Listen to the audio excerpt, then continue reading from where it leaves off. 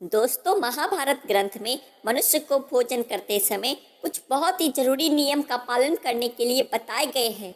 अगर कोई मनुष्य नियमों का पालन करते हुए भोजन करता है तो उसे आरोग्य के साथ ही सुख, समृद्धि और वैभव की प्राप्ति होती है। उसको कभी धन संपदा की कमी नहीं होती। शास्त्रों में बताए गए यह नियम वैज्ञानिक दृष्टिकोण से भी परिपूर्ण है। इस प्रकार से भोजन करने पर मनुष्य सभी देवी देवताओं का आशीर्वाद प्राप्त करता है। अतः आप भी भोजन करते समय इन नियमों का पालन अवश्य कर सकते हैं। तो आइए बिना देरी के जान लेते हैं वो कौन से नियम हैं। सबसे पहली बात, भोजन करने से पहले 5 अंग यानी कि 2 हाथ, 2 पैर और मुख, इनको अच्छी तरह से धोकर ही भोजन करना चाहिए। भोजन से पहले अन्न देवता एवं अन्नपूर्णा माता की स्तुति करके उनका धन्यवाद देते हुए तथा सभी भूखे प्राणियों को भोजन प्राप्त हो, ईश्वर से ऐसी प्रार्थना करके ही भोजन को शुरुआत करनी चाहिए। दूसरी बात, भोजन बनाने वाली महिलाओं को स्नान करके ही शुद्ध मन से मंत्र जाप करते हुए ही रसोई घर में भोजन बनाना चाहिए। सबसे पहले 3 रोटियां एक गाय के लिए, एक कुत्ते के लिए और एक कौवे के लिए अलग निकालकर फिर अग्निदेव को भोग लगाकर ही घर वालों को खिलाना चाहिए। मित्रों, तीसरी बात, भोजन किचन में बैठकर ही सभी के साथ करें। प्रयास यही करना चाहिए कि परिवार के सभी सदस्यों के साथ मिल बैठकर ही भोजन किया जाए।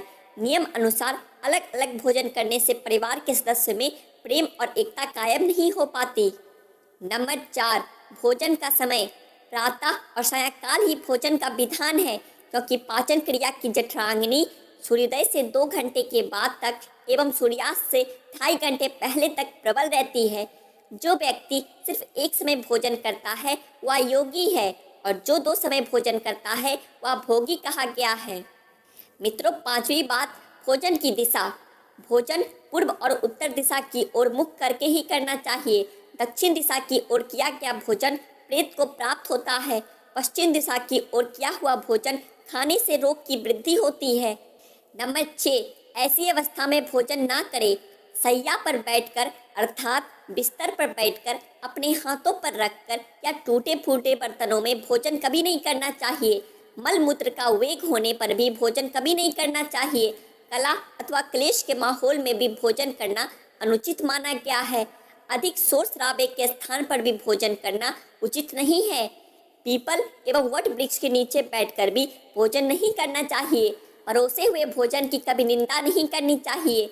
खरे खरे भोजन करना भी अनुचित माना गया है। जूते पहनकर या सिर ढककर भी भोजन नहीं करना चाहिए। दोस्तों, आइए अब जानते हैं भोजन कैसा होना चाहिए। बहुत तीखा या बहुत ही मीठा भोजन नहीं करना चाहिए। किसी के द्वारा छोड़ा हुआ भोजन भी कभी ग्रहण नहीं करना चाहिए। आधा खाया हुआ फल, मिठाइयाँ आदि फिर से नहीं खानी चाहिए।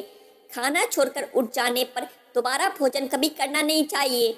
जो कोई भी ढिंढोरा पीटकर खिला रहा हो वहाँ पर जाकर कभी भोजन नहीं करना चाहिए। पशु या कुत्ते के द्वारा छुआ हुआ भोजन कभी नहीं करना चाहिए। रजस्वला स्त्री के द्वारा परोसा गया भोजन भी करना अनुचित है। श्राद्ध का निकाला हुआ, बासी या मुंह से फूंक मारकर ठंडा किया हुआ भोजन भी करना अनुचित है। बाल गिरा हुआ भोजन भी ना करे। अनादर युक्त अवहेलनापूर्ण परोसा गया भोजन भी कभी ना करे। कंजूस के द्वारा वैश्या के हाथ का, शराब बेचने वाले का दिया भोजन भी और प्याज का धंधा करने वाले व्यक्ति का भोजन भी कभी करना नहीं चाहिए। 8वीं बात, भोजन करते समय ध्यान रखें। भोजन के समय मौन रहे। रात्रि के समय भरपेट ना खाए। अगर भोजन करते समय बोलना आवश्यक है तो केवल सकारात्मक बातें ही करें। भोजन करते समय किसी भी प्रकार की समस्या पर चर्चा ना करें। भोजन को बहुत चबा चबा कर खाएं। सबसे पहले मीठा, फिर नमकीन और अंत में कड़वा खाना चाहिए। थोड़ा सा भोजन करने वाले को आरोग्य, आयु, बल, सुख, सुंदर संतान और सौंदर्य प्राप्त होता है। नंबर 9, भोजन के पश्चात क्या नहीं करना चाहिए। भोजन के तुरंत बाद पानी या चाय नहीं पीना चाहिए। भोजन के पश्चात घुड़सवारी, दौड़ना, बैठना, शौच आदि प्रकार के कार्य नहीं करने चाहिए। मित्रों, 10वीं बात, भोजन के बाद क्या करें। भोजन के पश्चात दिन में भोजन करने के पश्चात टहलना चाहिए और रात्रि के समय 100 कदम टहलकर बाईं करवट में लेटना अथवा वज्रासन में बैठने से भोजन का पाचन अच्छे से होता है। भोजन के 1 घंटे के बाद मीठा दूध एवं फल खाने से भोजन का पाचन अच्छी तरह से होता है। मित्रों, भीष्म पितामह ने अर्जुन को दिए महत्वपूर्ण संदेशों में कहा गया है कि जिस थाली को किसी का पैर लग जाए उस थाली का त्याग करना चाहिए। ऐसी थाली विष्ठा के समान होती है।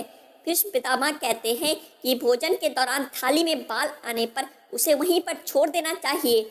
बाल आने के बाद भी खाए जाने वाले भोजन से दरिद्रता का सामना करना पड़ सकता है। भोजन परोसे हुए थाली को अगर कोई लांग कर गया हो तो ऐसे भोजन को भी कभी ग्रहण नहीं करना चाहिए। इसे कीचड़ के समान छोड़ देने वाला समझना चाहिए। भीष्म पितामह ने अर्जुन को बताया कि एक ही थाली में भाई भाई भोजन करे तो अमृत के समान हो जाती है।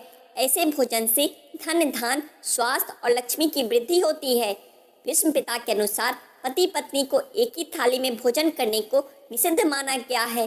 भीष्म पितामह के अनुसार एक ही थाली में पति पत्नी भोजन करते हैं तो ऐसी थाली मादक पदार्थों से भरी मानी जाने वाली होती है। पत्नी को पति के भोजन के उपरांत ही भोजन करना चाहिए। इससे घर में सुख समृद्धि बढ़ती है। तो दोस्तों, ये थे भोजन के बारे में कुछ महत्वपूर्ण बातें जो महाभारत में बताए गए हैं। राधे राधे।